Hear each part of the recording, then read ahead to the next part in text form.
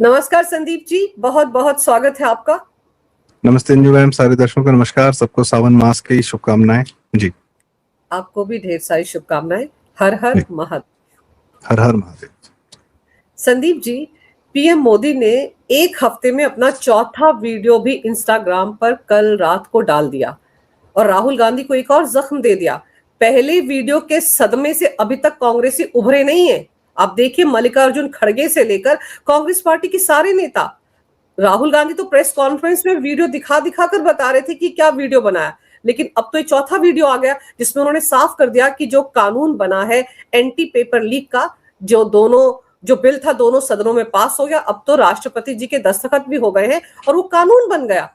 Ma'am, ये मोदी जी का Instagram पे मास्टर स्ट्रोक है। कारण ये है क्योंकि राष्ट्रवादियों की बड़ी कमी थी, वहां पर कंटेंट नहीं था। तो मोदी जी, और लेकिन राष्ट्रवादी जिंदी जो हमारे हैं, उनके पूरा मन में विचार में उनके राष्ट्र बसता है, हिंदू धर्म बसता है, लेकिन उनके पास कंटेंट नहीं था। किसका कंटेंट शेयर करें? मोदी जी ने अपना कंटेंट देना शुरू किया है कि अब आप इसको डायरेक्ट शेयर करिए। और उसके बाद पहले वीडियो के बाद हमने मोदी जी का यह देखा कि यंगस्टर्स ने उसका बहुत अच्छा एडिट बनाकर और बहुत अच्छे से म्यूजिक लगाकर उसका बहुत अच्छा फन तरीके से उसको प्रमोट करना शुरू किया। और जाहिर सी बात है, जो रिकॉर्ड मोदी जी ने तोड़ा कि उनका पहला वीडियो ही 345 मिलियन चला गया और पूरे इंस्टाग्राम के एल्गोरिदम की ऐसी की तैसी हो गई। खैर, इस शब्द का इस्तेमाल करना जरूरी था क्योंकि वो अपने आप में एक बड़ा अभूतपूर्व मोमेंट था इंस्टाग्राम पर हुआ। उसके बाद हम देखते हैं कि राहुल गांधी चिढ़ गया कि भाई मोदी जी का वीडियो जो है कहाँ जा रहा है। फिर खड़गे, जैसा आपने बताया कि खड़गे जी भी उसका जिक्र कर रहे हैं। ये तब हुआ है जब इंस्टाग्राम और मेटा, हम जानते हैं कि पूर्ण रूप से राहुल गांधी के और कांग्रेस के समर्थन में रहे हैं। We should remember a name called Cambridge Analytica, जो फेसबुक के माध्यम से 2019 का चुनाव प्रभावित करने के लिए उतरा था। उसका क्लाइंट कौन था? कांग्रेस। आज वही मेटा, वही कैम्ब्रिज एनालिटिका, वही सब आज भी हैं। वो किसको प्रमोट कर रहे हैं? राहुल गांधी को। सोरोस या जो भी हम लोग देखते हैं, हम बार बार सुनते हैं उनको कि किस प्रकार से भारत में रेजिम चेंज करना उनका एक पुराना व्यवहार वो चाहते हैं। कई देशों में कर चुके हैं, भारत में कर नहीं पा रहे, इच्छा नहीं हो पा रही। और भारत में करेंगे तो कैसे? लोकतंत्र के माध्यम से, चुनाव के माध्यम से। वोट कौन देगा? यंगस्टर्स। सबसे इंटरेस्टिंग बात, रात में डालते हैं वीडियो। बच्चे रात में ही एक्टिव रहते हैं रील्स पर। तो रात में अभी देखिए, अभी तुरंत रात में ही वीडियोस उन्होंने डाले हैं सारे के सारे। वह भी एक चिंता का विषय हो गया है कि उसकी टाइमिंग भी है। मोदी जी का एक काम तो हम लोग मानते हैं कि उनकी जो टाइमिंग होती है वो एकदम एब्सोल्यूट परफेक्ट होती, तो उसके बारे में उनके पास डेटा होता है, इन्फॉर्मेशन होती। तो ये इस तरीके से ही हैज फिर से उन्होंने एक छक्का मारा है।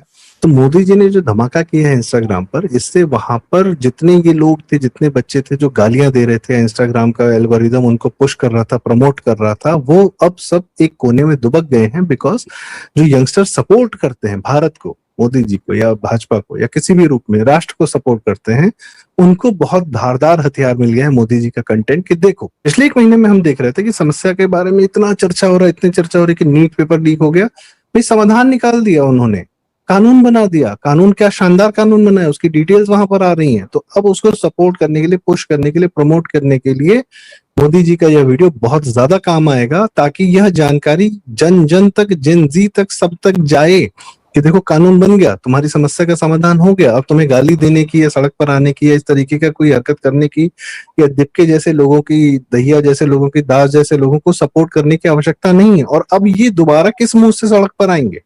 अब वो दोबारा सड़क पर इसलिए आएंगे संदीप जी, क्योंकि वो जो 2873 क्रिमिनल्स जंतर मंतर पर आ गए थे इनके कहने पर, जिन्होंने सबसे ज्यादा रायता फैलाया, उन पर एफआईआर वापस नहीं हुई है।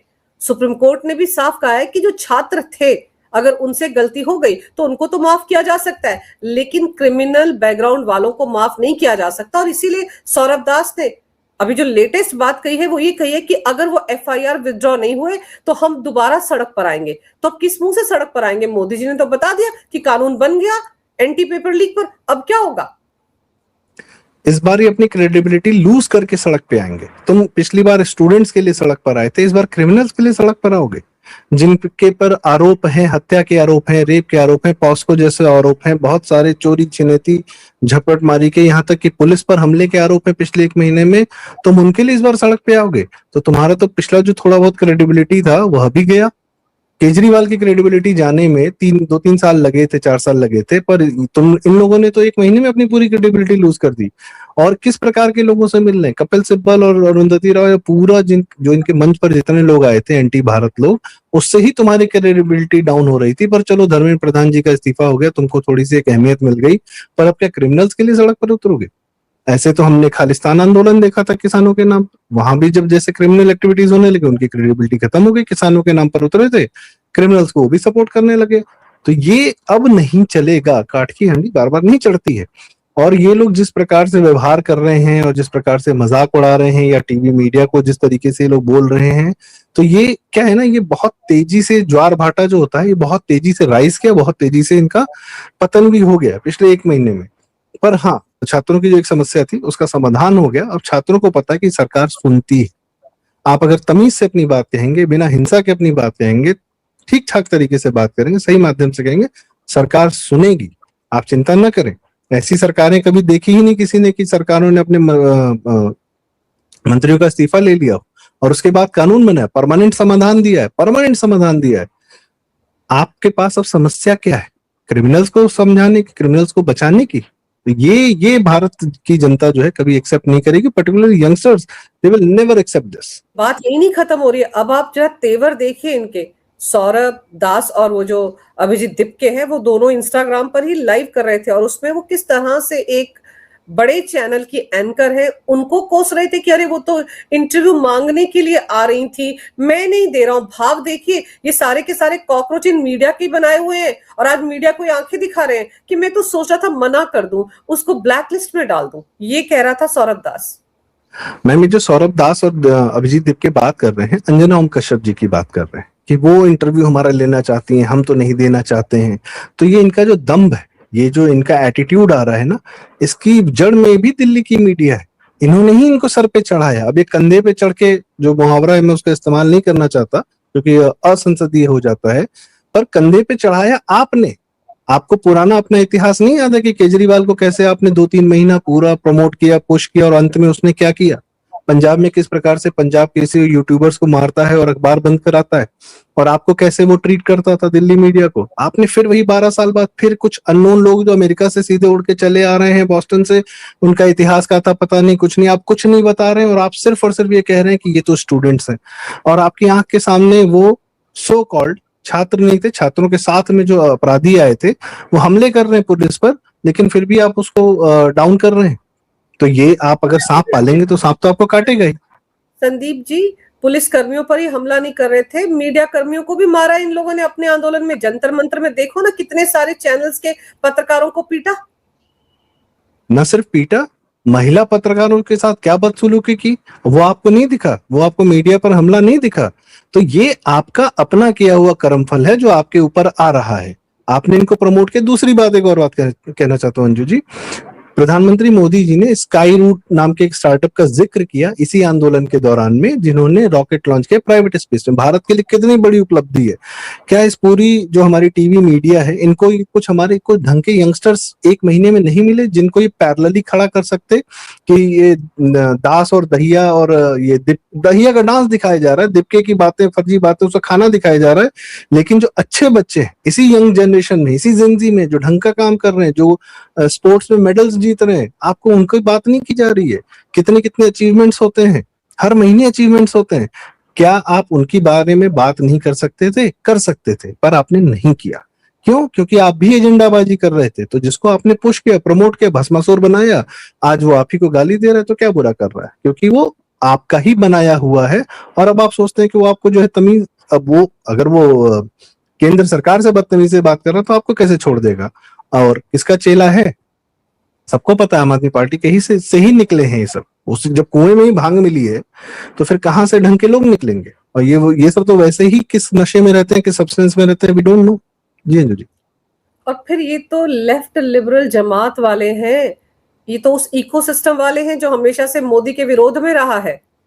आम आदमी पार्टी के अगर ये आगे चेले चपाटे हैं तो आम आदमी पार्टी का तेवर क्या रहता है मोदी सरकार को लेकर? और गोदी मीडिया यही लोग तो चिल्लाते हैं। मेरे ख्याल से तो जिन एंकर साहिबा ने इनको अप्रोच किया था, उनको तो अप्रोच ही नहीं करना चाहिए था। उनको तो पहले पता होना चाहिए था कि ये इनके साथ बात करेंगे तो क्या बोलेंगे। इनको तो अपने प्लेटफॉर्म पर लाना ही नहीं चाहिए था मेरे ख्याल से। उन एंकर की भी मजबूरी है ना, मीडिया हाउस के ओनर ने कहा होगा कि आप जो है इनको लाइए, इनका इंटरव्यू करिए, ये लोग ट्रेंडिंग हैं। क्यों? क्योंकि मीडिया हाउस फंडेड होते हैं। हम ये देख रहे हैं कि ये लोग सिर्फ मोदी जी का विरोध नहीं कर रहे हैं, ये भाजपा सरकार का विरोध नहीं कर रहे हैं, ये भारत का विरोध कर रहे हैं। जिस प्रकार की एंटी भारत शक्तियां इनके स्टेज पर दिखी, एंटी हिंदू शक्तियां इनके स्टेज पर दिखी, वह सब सुनने के बाद भी अगर दिल्ली के मीडिया के लोगों को, अंजना ओम कश्यप जी को या इन लोगों को यह एहसास नहीं हो पाया कि भाई से ये तो एंटी भारत कार्य करने उतरे हुए हैं, ये कोई केंद्र सरकार के खिलाफ नहीं है, तो ये बताता है कि या तो आपको पता नहीं है, इतने सालों की पत्रकारिता करने के बाद आपको पता नहीं। लेकिन यदि आपको पता और उसके बाद भी आप इन लोग को प्रमोट करना चाह रहे हैं, इनका इंटरव्यू लेना चाह रहे हैं, तो इसके पीछे कौन है, कौन एजेंडा चला रहा है, और इन लड़कों को प्रमोट करने में उनका क्या वेस्टेड इंटरेस्ट है, यह भी समझना चाहिए। तो नौकरी ठीक है आप करिए, आप लेकिन एक जिम्मेदार पद पर है। आप लोग जैसे मीडिया के लोग हैं, उनका बहुत जिम्मेदारी का कार्य होता है, लेकिन पूरा गैर जिम्मेदाराना व्यवहार दिखा है इस पूरे 1 महीने में पूरी मीडिया के द्वारा। एक तरफा एजेंडाबाजी की गई है और वही चीज पलट के वापस आप ही को काटने आ रही है, आप ही के नाम बदनाम कर रही है। इतना बदतमीज तो लालू, मुलायम, तेज प्रताप, तेजस्वी नहीं थे जो ये नई खेप आई है। और सबसे मेन बात में, ये हमारे यंगस्टर्स नहीं है। हर जनरेशन में कुछ घटिया लोग होते हैं, कुछ अच्छे लोग होते हैं, कुछ ठीक ठाक लोग होते हैं, कुछ काम करने वाले होते हैं, कुछ इस प्रकार के होते हैं। पर आपने इस इतने से हिस्से को, जनरेशन जी के इतने से हिस्से को उठाकर हमारा नेता बनाने का और जो यंग जनरेशन का नेता बनाने का पाप किया है, तो इसका कर्मफल आपको तुरंत मिला इस बार कि ये आप ही को काटने के लिए वापस आ गए। जी। और यहाँ पर ये भी याद रखना जरूरी संदीप जी कि ये तो सुप्रीम कोर्ट के आदेश को भी नहीं मान रहे हैं। सुप्रीम कोर्ट ने क्या कहा? यही तो कहा कि जो क्रिमिनल्स थे जिनकी लिस्ट दिल्ली पुलिस ने सौंपी है सुप्रीम कोर्ट को, 2873 नाम, उन क्रिमिनल्स को कौन लाया यहाँ पर, यह भी पता करना जरूरी है। तो उनकी जांच पड़ताल तो होना जरूरी है और उनके खिलाफ तो एफआईआर चलेगी, क्योंकि उनका तो अतीत ही काला है। तो ये उस आदेश को भी नहीं मान रहे, तो फिर ये संविधान की किताब लेकर हम संविधान में भरोसा करते हैं, किस मुंह से कह रहे हैं? ये तो संसद पर हमला करने चले थे। आप दिल्ली पुलिस का वो वीडियो देख लीजिए जो उन्होंने सीसीटीवी फुटेज रिलीज किया है कल ही, उसमें क्या दिख रहा है कि ये तो 100 मीटर की दूरी पर भी नहीं थे संसद भवन के, जब लाठीचार्ज करना पड़ा, क्योंकि ये तो दीवार फांदने के चक्कर में थे। तो ये क्या मैसेज आता पूरी दुनिया को, एक दो फांद कर दूसरी तरफ चले जाते और गोलियां चल जाती। मैम आपने बात की कि ये लोग संविधान की बात कर रहे थे, इनके पास आपने संविधान का वो देखा ना कि छोटा सा पतला किताब जो राहुल गांधी लेके घूमता है, उसी का एक कॉपी जो है ये भी लोग लेके घूमते हैं। एग्जाम्स में जो अच्छे स्टूडेंट्स होते हैं, आपने देखा होगा कि वो लोग जब रिवीजन करते हैं तो मोटी किताब लेके पढ़ते हैं, अपना रिवीजन करते हैं। कुंजी लेके कौन जाता है? जो क्लास का सबसे घटिया लड़का होता है वो ऐसी पतली कुंजी लेके जाता है, जेब में रख के, शायद उसी में से 1-2 पन्ना फाड़ के अंदर फर्रा बना के चीटिंग भी करता है। ये वो जमात है इन छात्रों की। और बिल्कुल गैर जिम्मेदाराना कि भाई कितने बच्चे तुम्हारे कहने पर आ गए, कितने मासूम बच्चे भी आ गए, कुछ थे उसमें मासूम, ऐसा नहीं है, लेकिन वही हमें दिखाया गया कि वो लड़कियां हैं, गाली दे रही हैं। और बाद में इसी इंडिया टुडे ग्रुप की प्रीति चौधरी बैठ गई, उनको डिफेंड भी कर रही हैं कि गाली दिया तो क्या हुआ, लड़कियों से क्या उम्मीद करना कि वो ग्रेसफुल रहें, ये करें वो करें। आज कंगना रनौत जी पे उन लोग का आरोप चल रहा था। कंगना जी ने कहा कि भाई क्यों नहीं बच्चियों से या यंग जनरेशन से हम उम्मीद करें कि वो कम से कम बात तो अपनी तमीज से करें। और पब्लिक में जिस तरीके से ये लोग व्यवहार कर रही हैं, ये बड़ा घटिया व्यवहार ये लोग कर रही हैं, और उसको डिफेंड कौन कर रहा है? इंडिया टुडे के प्राइम टाइम एंकर्स। सो ये इनका कर्मफल इन पर वापस आया। रही बात इन लड़कों के गैर जिम्मेदाराना व्यवहार की, वाकई में अगर इन लोग को, मुझे लगता है जिस प्रकार से जो हिस्ट्री शीटर्स और 2000 से ज्यादा संख्या वाले क्रिमिनल्स आए थे, तलवारें लेकर आए थे, पत्थरबाजी लेकर कर रहे थे, और मतलब आप सोचिए किस प्रकार के हथियार लेकर आए थे। एक बच्चे की लाश अगर इनको मिल जाती तो क्या करते? शायद उसी कारण से आए थे। ये दहिया और दास और दीपके जो है, ये मुझे नहीं लगता इतने मासूम है जितने बन रहे। इनको एक बच्चे की लाश चाहिए थी, और उस पर झूठ खबर फैलाने का कि गोलियां चल गई, पैलेट गन चल गए। कौन फैला रहा है फर्जी खबरें? यही राजदीप सरदेसाई ने भी जो है सो कॉल्ड किसान आंदोलन के समय झूठ खबर फैलाई थी कि पुलिस की गोली से एक आदमी मारा गया, जबकि वो ट्रैक्टर लेके बैरिकेड में खुद गिर गया था, लेकिन बाद में माफी मांगनी पड़ी। पर आज भी प्राइम टाइम एंकरशिप संभाल रहे हैं। तो भाई झूठे लोगों का जमावड़ा जो है कैसे लोग पैदा करेगा? हम साफ देख रहे हैं कि इनको क्या चाहिए था, एक लाश चाहिए थी इस बार, और फिर ये लोग क्या दंगा करते। और राहुल गांधी तो झूठ बोल रहे संसद में कि गोलियां चल गई, और क्या कहते हैं, अमित शाह जी खुद जो है वो दे रहे थे, निर्देश दे रहे थे गोलियां चलाओ। कहाँ गोलियां चली? कोई गोली नहीं चली। सब लोग क्लियर कर रहे हैं, वहां पर पुलिस के अधिकारी क्लियर कर रहे हैं, कोई ऐसी खबर नहीं आई, कोई न्यूज नहीं आया, कुछ नहीं पता चला, पर झूठ पे झूठ चल रहा है और इसको प्रमोट कौन कर रहा है? वही राजदीप सरदेसाई एंड गैंग जो जिन्होंने किसान आंदोलन के दौरान भी झूठ बोला था कि गोली चल गई, एक आदमी मारा गया, जबकि वो ट्रैक्टर लेकर पुलिस बैरिकेड में खुद ही बढ़ गया था। सो इशू इज कि ये गैर जिम्मेदाराना तरीके से, ये तो पूरा एक इकोसिस्टम दिख रहा है कि उसको टीवी मीडिया का भी सपोर्ट था, दास को, दहिया को, दीपके को, और वो लोग भारत में फिर से आग लगाने ही उतरे थे, इस बार छात्रों के नाम पर उतरे थे। उसको एड्रेस करने के लिए तत्काल प्रभाव से प्रधान जी का इस्तीफा हुआ, इन लोग की बात सुनी गई, इन लोग को बुलाया गया, भाई सुन, आपकी बात सुनी जा रही है, कानून तत्काल बन गया, और उसके बाद मोदी जी ने अनाउंस भी कर दिया कि भाई कानून बन गया, now you have no reason to come on the streets any more. Sandeep ji, अगर मुद्दा खत्म हो गया तो इनकी राजनीति कैसे बढ़ेगी? इनकी भी तो महत्वाकांक्षा है। आप देखो ना, वो अभिजीत दीपके क्या कहता फिर रहा है, वो कह रहा है कि बीजेपी ने मुझको ऑफर किया है, मुझ पर प्रेशर है कि मैं बीजेपी ज्वाइन कर लूं। क्योंकि अगर जिस मुद्दे को लेकर इस सड़कों पर उतरे थे, छात्रों को इन्होंने भड़काया, वो मुद्दा मोदी जी ने खत्म कर दिया, तो फिर इनकी दुकान आगे बढ़ेगी कैसे? तभी तो सौरभ दास को कहना पड़ रहा है हम दोबारा आएंगे अगर एफआईआर सारी की सारी वापस नहीं हुई तो। इसीलिए अपनी दुकान को बढ़ाना चाह रहे हैं ये लोग। मैम देखिए, दोबारा तो अब नहीं आ पाएंगे, और दोबारा बहुत लोग चाहते हैं आना, वो भी नहीं आ पा रहे। शाहीन बाग के बाद एक तंत्र था, मुस्लिम तंत्र, वो नहीं आ पाया सड़क पे वापस। सो कॉल्ड किसान कभी सड़क पे वापस नहीं आ पाए, ये भी नहीं आ पाएंगे। रही बात बीजेपी इनको ऑफर देगी, एक बड़ी शानदार फिल्म है गॉडफादर, उसका एक कोट है जो बड़ा फेमस है, अक्सर यूज किया जाता है कि make him an offer he can refuse. तो बीजेपी वो ऑफर नहीं देती जो आप रिफ्यूज कर सके, वो फिर 7 राज्यसभा के एमपी ना सीधे घर ले जाती है, फिर ऑफर नहीं देती है, और पता बाद में चलता अरविंद केजरीवाल को, तुम लोग कौन हो भाई कि तुम उनका ऑफर रिफ्यूज कर दोगे? तुमको पूछा ही नहीं जा रहा। हाँ ये है कि तुम अपने वैचारिक जो पिता हैं आपके अरविंद केजरीवाल, उनके ही कदमों, उन्हीं की डिट्टो कॉपी कर रहे हो। वो भी कहते हैं कि हमारे एक विधायक को उन्होंने 50 करोड़ का ऑफर दे दिया, 17 करोड़ का ऑफर दे दिया, और फिर पूछा जाता है कॉल रिकॉर्डिंग कहाँ है, क्या है सबूत, कुछ नहीं पता है। मुझे ऑफर मिल रहा है, फिर कहाँ से ऑफर मिल रहा है किसी का? जाओ कोर्ट में केस करो ना, पुलिस पर केस, पुलिस में जाओ, तुम एफआईआर करो कि हमको इस तरीके से धमकाया जा रहा है, हमको इस तरीके से ऑफर दिए जा रहे हैं। भाई ऑफर क्या होता है? धमकी होती है कि ज्वाइन नहीं करो, भाई ज्वाइन करोगे तो पैसा मिलेगा, ज्वाइन नहीं करोगे तो क्या होगा? धमकी है ना। जाओ पुलिस के पास, नहीं जाएंगे कभी, फिर क्या अपना फोन देना पड़ेगा। जैसे नहीं राहुल गांधी पेगासस के नाम पर अपना फोन देने से मना कर दिया था, हल्ला बहुत किया, फोन नहीं दिया, वैसे इन लोग का हाल है, फोन नहीं देंगे, कहाँ पर क्रिप्टो में पैसा रखा है, कैसे। एक तो इनकी सोर्स ऑफ इनकम की भी जांच होनी चाहिए, भाई ये यंगस्टर्स जो है करोड़ों रुपए खर्चा कैसे कर रहे हैं। अब हम तो देखते हैं, हमको बचपन से सिखाया गया कि बेटा जितनी चादर हो उतने पाँव पसारो। मैं तो देख रहा हूँ इन्होंने बस मुंह पे रुमाल डाल रखा है, बाकी जो है पाँव इनके पता नहीं कहाँ कहाँ निकलने, क्या खर्चे कर रहे हैं ये लोग। So coming back to this, Sandeep ji, party भी तो की 5 स्टार होटल में, जब इनके सारी शर्तें मान ली केंद्र सरकार ने, धर्मेंद्र प्रधान का इस्तीफा हो गया, उसके बाद उन्होंने पार्टी की, तो वो पार्टी भी किस पैसे से की, कौन स्पॉन्सर कर रहा था उस पार्टी को, ये भी तो पता लगाया जाना चाहिए। इसकी दीपके की स्कॉलरशिप है, इसके पिताजी के बारे में पता चला कि एक जूनियर इंजीनियर थे किसी विभाग में, करोड़ों की स्कॉलरशिप तुम्हें किसने दे दी अमेरिका में पढ़ने के लिए, बॉस्टन से, तुम्हारी फ्लाइट से तुम। और जब ये आया था पहली बार, दिल्ली लैंड किया था, पूरे भारत में इसने फ्लाइट में हर जगह जगह जाके, हैदराबाद में, लखनऊ में, इधर उधर कुछ कुछ करने की कोशिश की थी। कौन खर्चा उठा रहा है भाई?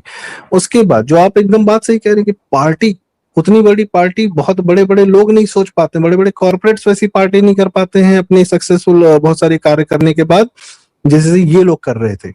और इसको नॉर्मलाइज किया जा रहा है कि आप अनअकाउंटेबल पैसा खर्चा कर सकते हैं, आप सिर्फ आके 4 गाली दे सकते हैं और आपको पैसा बेहिसाब मिल जाएगा। कहाँ से मिलेगा कोई नहीं पूछने वाला। मैं बता रहा हूँ, मैं कुछ दिन में इनका शर्जील इमाम और इनका जो है वो दूसरा आदमी, क्या नाम था उसका, इतने दिन से जेल में है कि तो नाम भी नहीं याद रहता इन लोग का। तो इनके साथ वही होने वाला है। ये सब टूल्स हैं, ये यूज एंड थ्रो हैं, जैसे हम लोग use and throw pen use किया करते थे ना। These are tools for the US deep state. आए हैं, एक धर्मेंद्र प्रधान जी का इस्तीफा लिया है, भारत में बताया कि स्टूडेंट आंदोलन हो रहा है, बस इतना ही इनका काम था। इसके बाद ये वापस गायब हो जाएंगे। बड़े बड़े आए, बड़े बड़े चले गए। वो हार्दिक पटेल था, कन्हैया कुमार था, जिग्नेश मेवानी था, कोई सड़क पे उतरने के लिए तैयार नहीं था। ये नए मिले थे, 2 मिनट के लिए सड़क पे उतरा, भी वापस नहीं आएंगे। नहीं पता कि सड़क पे उतरेंगे तो हमारे साथ क्या होगा। इसमें तो जनता पीटेगी इनको। अब वीडियोस आ रही है ना कि जनता क्या कर रही है। जैसे बंगाल में जनता ने तृणमूल के साथ किया है, मैं देख रहा हूँ दिल्ली की जनता ये कॉकरोचों के साथ क्या कर रही है। इनको पता है इनके साथ क्या होने वाला है। इनका घटियापन सबने देख लिया है। और अब उसका रिपरकशन ये झेलेंगे अगर दोबारा सड़क पे उतरे तो। बिल्कुल। और दूसरी तरफ आप सोचो कि इनकी मीटिंगें हो रही हैं कपिल सिब्बल के साथ, कपिल सिब्बल 1 करोड़ रुपए इनको दे रहे हैं और सारे केस ये लड़ेंगे। तो वो जो 2873 क्रिमिनल्स हैं उनके केस भी इसका मतलब कपिल सिब्बल लड़ेंगे, तो पैसा कहां से आएगा? वो भी तो बाहर से आएगा ना कहीं से, क्योंकि कपिल सिब्बल अपनी फीस तो माफ नहीं कर देंगे, भले उन्होंने चैरिटी में 1 करोड़ रुपए दे दिया कॉकरोच पार्टी को, लेकिन बाकी तो फीस अपनी वसूलेंगे ना। कपिल सिब्बल के घर में एक दरवाजा है जहां पे जमाते इस्लामी का सीधे डायरेक्ट एंट्री होता है। कपिल सिब्बल जमाते इस्लामी के ही केस लड़ते हैं, उन्हीं के द्वारा फंडेड केसेस लड़ते हैं वो। तो ये जो आप 2800 क्रिमिनल जो हैं दिल्ली के, इसमें जब नाम निकाले जाएंगे तो पता चलेगा कि भैया ये सब तो उसी कम्युनिटी के हैं और उनके केसेस जमाते इस्लामी आएगी लड़ने, या all India Muslim personal law board या इत्यादि इत्यादि। कपिल सिब्बल को बिल्कुल पता है कि मैं सामने रहूंगा तो मैं पैसे भी कमा लूंगा। 1 करोड़ क्या है, 1 करोड़ देकर 100 करोड़ ले लूंगा मैं। उनकी तो हर 5 साल में जो इनकम होती है वो 500-600 गुना बढ़ जाती है। तो मतलब 5 करोड़ से 13 करोड़, 13 करोड़ से 35 करोड़, अभी तो 150-200 करोड़ इन्होंने अपने दिखाया है कि प्रॉपर्टी है इनकी। और रही सही कसर अभिषेक मनु सिंघवी साहब पूरी कर देते हैं। 1800 करोड़ से 2800 करोड़ उनकी संपत्ति दिखा दी जाती है। क्या कर रहे हैं ये कॉकरोचों के सेनापति जो हैं दीपके दास और दहिया, इनको लगता है कि इनके किसी इंटेलिजेंस एजेंसी को पता ही नहीं कि इनकी कुंडली क्या है, कहाँ से आते हैं। भाई साहब तुम्हारे सामने जो एजेंसीज है ना, उसमें एक नाम है अजीत डोभाल जी। मैम ये दीपके दास और दहिया, इनको पता है, इनकी भी आत्मा कांप रही होगी, क्योंकि इनको पता है कि जिस कारण से उतरे हैं अब इनकी सारी की सारी कुंडली हमारी एजेंसीज के पास है। और अरविंद केजरीवाल ने किसको नहीं यूज एंड थ्रो किया है, इनको भी कर दिया है। पता है, इनको भी छोड़ दिया है हमारी इंडियन एजेंसीज के हाथ में। इंडियन एजेंसीज को क्या नहीं पता है मैम, किससे लड़ने जा रहे हैं? अजीत डोभाल जी से, अमित शाह जी से, ये उनसे लड़ेंगे। ये सिर्फ और सिर्फ टूल्स के रूप में यूज किए गए हैं, जैसे सोनम वांगचुक या कोई भी। तो इस प्रकार के लोग सिर्फ यूज एंड थ्रो होते हैं और हमको ये दिखेगा कुछ ही दिन में, क्योंकि अब इनको भी पता है कि भाई इन्होंने बहुत बड़ा रिस्क लिया है और किसी न किसी दिन इनको भी जेल जाना ही जाना है। क्योंकि जिस प्रकार के कांड आपने किए हैं, भारत सरकार या भारत तो अब आपको कभी माफ नहीं करने जा रहा, ये तय। जी बिल्कुल सही कह रहे हैं आप। सौरभ दास की कुंडली भी खुल रही है, कहाँ कहाँ बैठकर वो एंटी इंडिया प्रोपेगेंडा चलाने वाले लोगों के साथ बैठते हैं, उनकी वर्कशॉप्स लगाते हैं। विदेश में बहुत आना जाना है इनका। दीप के जो बॉस्टन में कोर्स कर रहा था, वो 70 लाख या 70 करोड़ की फीस वहां पर देकर आया। कौन दे रहा था? अगर ये इतने पढ़े लिखे लोग हैं तो नौकरी कर रहे होते वहां पर। दीप के तो बेरोजगार घूम रहा था। तो ये सारी कुंडली जो है वो जांच एजेंसियों के पास है। अब ये डर के मारे इस तरह की बातें कर रहे हैं कि हम सड़क पर उतर जाएंगे, दोबारा आ जाएंगे, इसको माफ करो, उसको माफ करो। अब कुछ नहीं होने वाला है। फिलहाल तो ये देखना दिलचस्प होगा कि पीएम मोदी के वीडियो का क्या रिएक्शन है। राहुल अब क्या फिर से कोई प्रेस कॉन्फ्रेंस करते हैं? मल्लिकार्जुन खड़गे फिर से कोई राग अलापते हैं? कांग्रेस में तो सन्नाटा पसर गया होगा पीएम मोदी के इस चौथे वीडियो को देखकर। तो ये सारी घटनाएं आज देखने को मिलेंगी। लेकिन आपने समय निकाला बहुत विस्तार से इस विषय पर, बहुत अहम जानकारी मेरे दर्शकों को दी संदीप जी, इसके लिए आपका बहुत बहुत धन्यवाद। नमस्कार। भारत माता की जय। वंदे मातरम। जय हिंद। नमस्कार। भारत माता की जय। जय हिंद। वंदे मातरम।